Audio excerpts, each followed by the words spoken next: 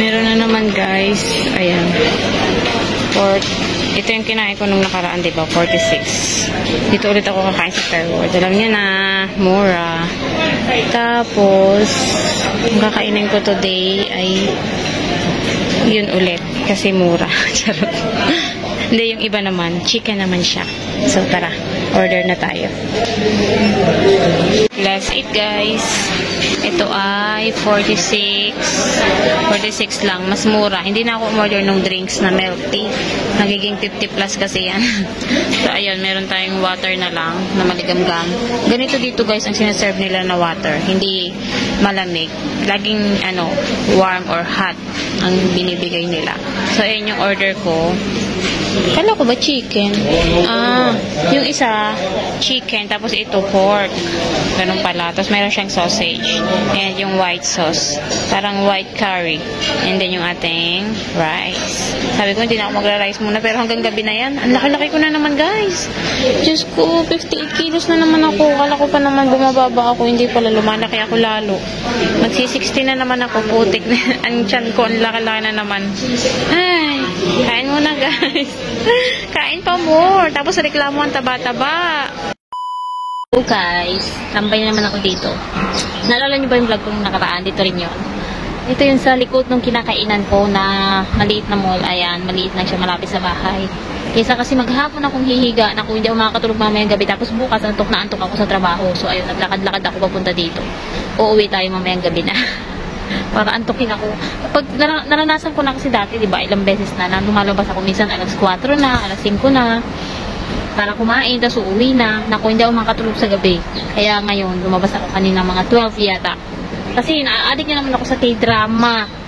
So, nakailang episode ako kanina bago lumabas. Nakatatlo ako. 3 oras din yun mahigit. Kasi 1 oras ang isang episode. Yung tinatawag sa pamilya. Tapos, ayun, isi-share ko lang para sa inyo ngayon. Kaya tayo nagpunta dito para makapag-vlog ng bongga. Kasi guys, dun sa agency ko, pumunta ako nung day off ko ba, nung isang araw. Tapos, ayun, tinanong ko si ma'am kung nagtatanggap na ba sila ng first timer ulit.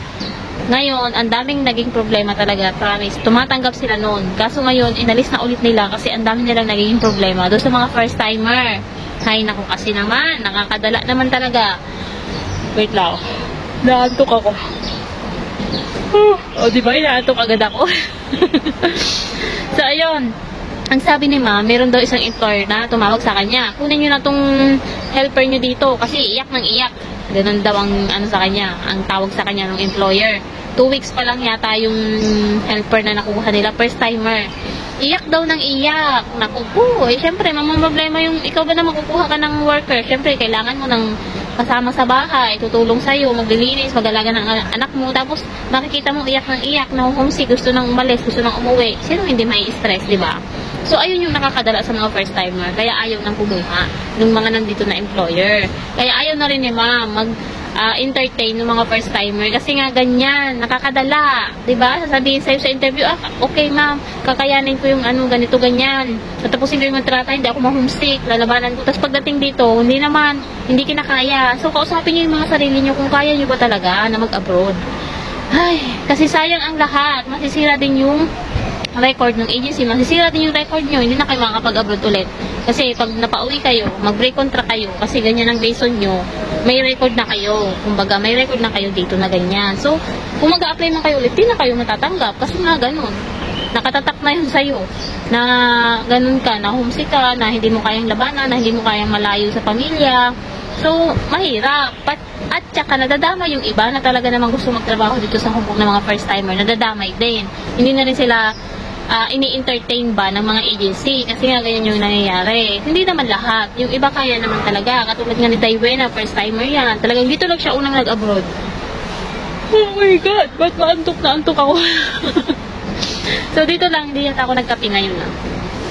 Si Taiwan na dito lang din niya nag-abroad. Dito lang din yan sa Hong Kong. So, di ba? Nakayanan niya. Siguro malaki yung talagang pinaghuhugutan. Alam niyo naman yung buhay ni Taiwan na vlog. Ayan. Siguro itong mga hindi makatiis na to, siguro wala tong mga utang. Hala, may ipot pa. siguro wala kayong mga utang sa Pilipinas, kaya na parang okay lang sa inyo na umuwi na lang, ganito ganyan, walang umaasa masyado sa inyo na pamilya, ganun siguro. Kaya minsan nung amo ko nagtatanong noon nung kukuha sila ng worker, tinatanong niya sa akin, malaki ba ang responsibilidad dito sa Pilipinas? May mga anak ba to? May mga nag-aaral bang anak? Ganyan. So ayun, kasi gusto ng amo ko yung maraming suliranin, kumbaga, kailangan niya talaga ng pera para makapagtiis dito sa Hong Kong. Ganon, katulad ko, sabi niya, katulad mo, sabi niya marami kang anak, sa'yo umaasa, ganon yung amo ko. Ganon yung mga gusto na nila ngayon. Tinatanong nila kung ilan yung anak, may bahay na ba? Kasi, nung una nga sabi ng amo ko, may bahay na kasi yun, sabi niya, yung worker niyang inalis, yung na-terminate yata o terminate niya o nag-break contract, hindi ko alam. Yung may bahay na yun, parang pumunta lang yung dito sa Hong Kong dahil gusto niya lang mag-abroad, pero mapera naman talaga siguro yun, ganyan. Kaya mabilis lang sa kanila na mag-break contract o umuwi ng Pilipinas dahil hindi naman talaga kailangan ng pera. So ayun na yung mga nagiging ngayon, basihan ng mga agency, ng mga employer, tatanungin ka muna kung bakit ka nagtrabaho, anong mga reason mo sa pagpunta mo dito sa Hong Kong. Isa na yan sa mga itinatanong kapag sa interview kasi nga mahirap kumuha ng mga alam nyo na baka hindi kayanin. Iba talaga guys, pag nandito ka na sa Hong Kong, hindi porket nakikita nyo kasi sa mga post, sarap ng buhay ni Joanna, mga ganyan, hindi. Naku, pag nasa loob ng bahay, syempre hindi naman na natin kailangan isa-isahin pa yung mga paghihirap na yun para i-share pa sa lahat, kumbaga hindi naman laging wow, sarap ng buhay, mga ganyan. Hindi, naku po, kung alam niyo lang yung mga tinitiis ko din para sa aking mga anak, talaga hindi lahat magandang-maganda ang experience. Kumbaga, balance lang. Meron ding minsan na sobrang talagang kailangan mong ilabas yung pagiging mahabang pasensya mo, yung pagkakaroon mo sobrang habang pasensya. Kasi talaga, hindi ganun kadali ang pag-abroad. Lalo na, swertihan lang din talaga sa amo, pero half-half yan, hindi laging swerte, hindi lahat ng tawag ito, hindi kapag nagkaroon ka ng amo dito, laging mabait, hindi. Umiikot yan, umiikot. May mabait, may hindi, mabait, hindi, mahirap, madali, ganun. So, kailangan ihanda nyo yung sarili nyo. Pagdating nyo dito sa Hong Kong, hindi yung iiyak-iyak, uuwi na, diba? Ganun talaga ang pagiging katulong. Katulong yung pinasok natin, dapat itatak natin yung sa utak natin na tayo ay katulong ang pinasok dito, okay? Para sa pera. Para sa malaking sahod. Ganon. Mas malaki pa sahod natin doon sa mga nagtatrabaho sa office dyan sa Pilipinas, mga teacher. Kung susumahin mo, mas malaki pa yung sinusweldo nating mga katulong. Pero kailangan nating tanggapin na tayo ay katulong para hindi mabigat sa dibdib natin kung ano yung ginagawa natin. Diba? So, ayun lang. Share ko lang sa inyo. Sana yung mga first timer, kasi yung iba gumagawa na lang din ng experience para makapunta dito. Kasi wala talaga silang experience sa abroad So, ang gumagawa na lang ng experience sa Pilipinas. So, pero first timer pa rin sila na lumayo sa Pilipinas. Pero may experience na sila sa pangangatulong. So, sana wag natin sayangin yung pagkakataon pag sakali man na na-approve tayo, nakapunta tayo dito sa Hong Kong, wag natin sayangin yung pagkakataon. Tsaka para hindi rin masira yung imahe ng iba na mga first timer din. So, yun lang. Sana nakatulong yung video. Mamaya ulit. Ewan ko saan ako pupunta. 2:00 pa lang ng hapon. Wala akong maisip na gagawin. Tamad din ako gumala dahil magastos. Ayun pa lang yung gastos ko ngayon, 46. Pag pumasok ako sa mga mall, sigurado magagastosan ako. Kaya, mas maganda pa na tumambay-tambay na lang muna sa park. Walang gastos. Napadpad ako dito sa MTR. Naririnig nyo ba? Pupunta ako ng Chunmun. Ayan na yung train. Ayan. May train na sasakay tayo. Punta ako ng Chunmun Park para may maipakita naman ako sa inyong pasyalan dito. Hindi puro dito lang ako lagi sa Yunlong. Tara muna. Nandito na yung train. Chunmun. Ilang station lang naman. 3 lang guys. Longping to. Ayan. Tapos, mamaya pakita ko sa inyo pag nagsarado na yung pintuan. Yun sa kabila, yung Bukay siya. Papunta naman yun sa Central, papunta sa Hong Kong Island, sa Kowloon. Tapos dito naman sa kabila, ito.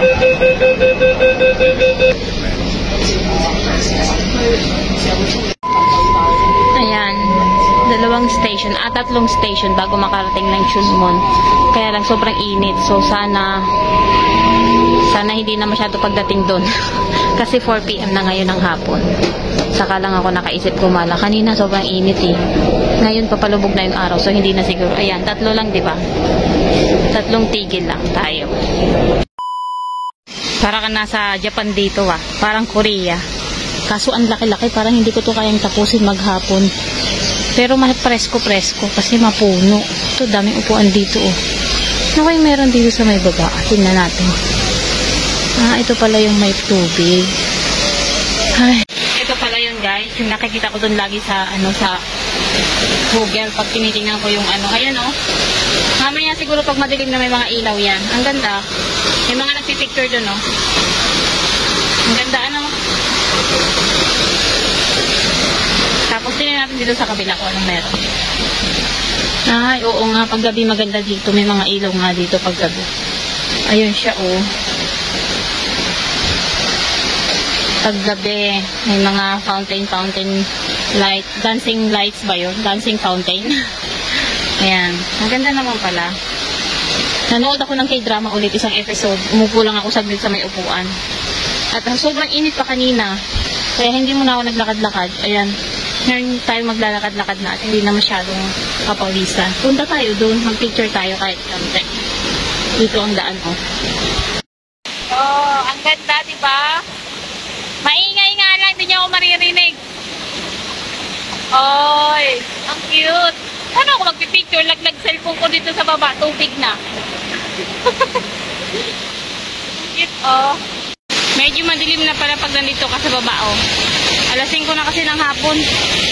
Medyo madilim na ang view, tapos harap pa tayo sa araw. Punta naman tayo doon. Ayoko nang ikutin lahat. Parang, pawis na agad. Kunti pa lang napupuntahan ko. Ito pa lang napupuntahan ko. Umupo na nga ako saglit. At nanood ako ng K-drama. Pawis na agad. Ay, pawisin talaga ako maigi. Tara doon tayo umupo-upo muna tayo. Marami na naman palang namamasyal dito. Oh. Tahimik din. Pag nasa ilalim ka ng mga puno, may mga nakalatag doon na mga Pinay. Kaso, wag na. Dito na lang tayo maglakad-lakad. May mga CR din, oh. Ayan guys, aantayin natin na umilaw. Mamayang gabi. Alam mo ngayon, alas 6 na. Mamaya mga alas 7 siguro madilim na. Antayin natin para parang ang ganda kasi ng ilaw. Pati dun sa, ayun oh, may mga lights doon. Mamaya tingnan natin, paggabi na. Ayun na guys, open na yung mga ilaw niya. Medyo madilim na. 6 o'clock na.